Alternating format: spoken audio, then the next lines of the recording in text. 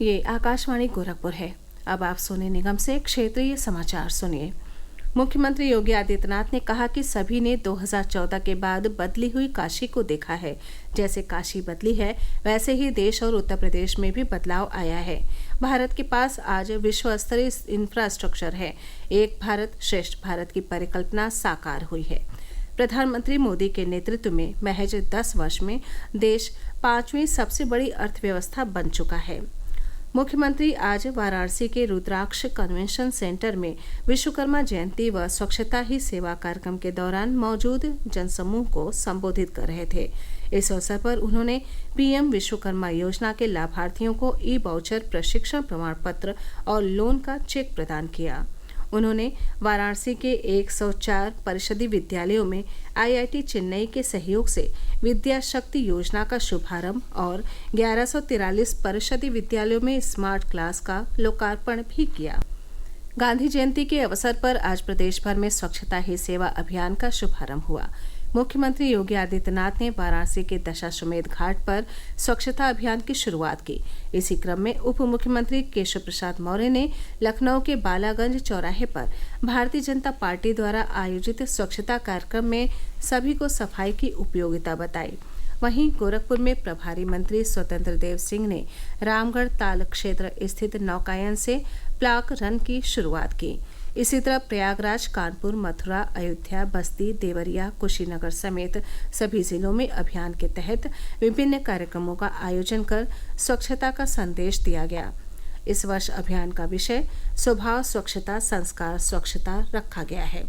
इस अभियान के तहत पर्यटन स्थलों, सार्वजनिक भवनों, व्यावसायिक क्षेत्रों, जलाशयों, चिड़ियाघरों, अभयारण्यों और सामुदायिक तथा सार्वजनिक शौचालयों सहित विभिन्न स्थानों पर श्रमदान और सामूहिक रूप से बड़े पैमाने पर सफाई की जाएगी। प्रदेश सरकार स्वच्छता ही सेवा अभियान के तहत 2 अक्टूबर को स्वच्छता के क्षेत्र में उल्लेखनीय कार्य करने वाले सफाई मित्रों सहित अन्य लोगों को स्वच्छता ही सेवा अवार्ड से सम्मानित करेगी। प्रधानमंत्री नरेंद्र मोदी के जन्मदिन पर आज प्रदेश के कई जिलों में विभिन्न कार्यक्रमों का आयोजन कर भारतीय जनता पार्टी, सामाजिक सांस्कृतिक संस्थाओं समेत कई लोगों ने उनके दीर्घायु होने की कामना की। मुख्यमंत्री योगी आदित्यनाथ ने काशी विश्वनाथ मंदिर और वाराणसी के कोतवाल बाबा काल भैरव की पूजा अर्चना कर प्रधानमंत्री की लंबी आयु की कामना की। इस अवसर पर उन्होंने 74 किलो के लड्डू का प्रसाद भी वितरित किया। श्री योगी ने शिव प्रसाद गुप्त मंडलीय अस्पताल में रक्तदान शिविर का शुभारंभ करने के साथ ही मरीजों को फल भी वितरित किए। मुख्यमंत्री ने सोशल मीडिया प्लेटफॉर्म एक्स पर भी प्रधानमंत्री नरेंद्र मोदी को उनके जन्मदिन पर बधाई दी और उन्हें सच्चे अर्थों में भारत के अमृतकाल का सारथी बताया। उन्होंने एक्स पर लिखा कि 140 करोड़ देशवासियों के जीवन को सुखमय बनाने के लिए प्रधानमंत्री सदैव तत्पर रहते हैं।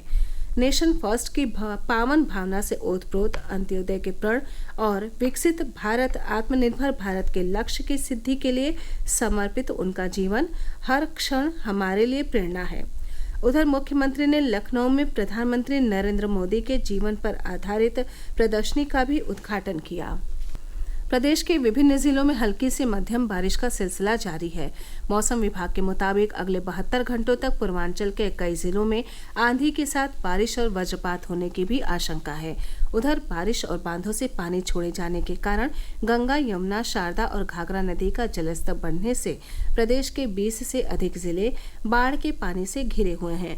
सभी जगहों पर राहत एवं बचाव कार्य जारी है। वाराणसी और प्रयागराज शहर के कुछ मोहल्लों तक नदी का पानी पहुंच गया है।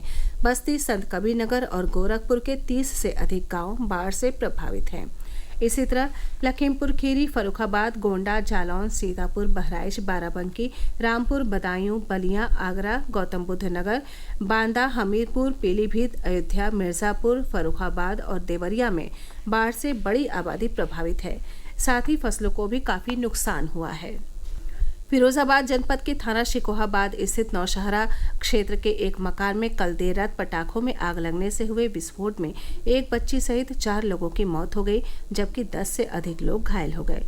सूचना पाकर मौके पर पहुंची पुलिस और प्रशासन की टीम ने घायलों को अस्पताल में भर्ती कराने के साथ ही राहत एवं बचाव कार्य शुरू कराया। घटना का संज्ञान लेते हुए मुख्यमंत्री योगी आदित्यनाथ ने घायलों का समुचित उपचार कराने के साथ ही दोषियों के विरुद्ध कड़ी कार्रवाई करने का निर्देश दिया है। इसी के साथ ये समाचार बुलेटिन समाप्त हुआ। नमस्कार।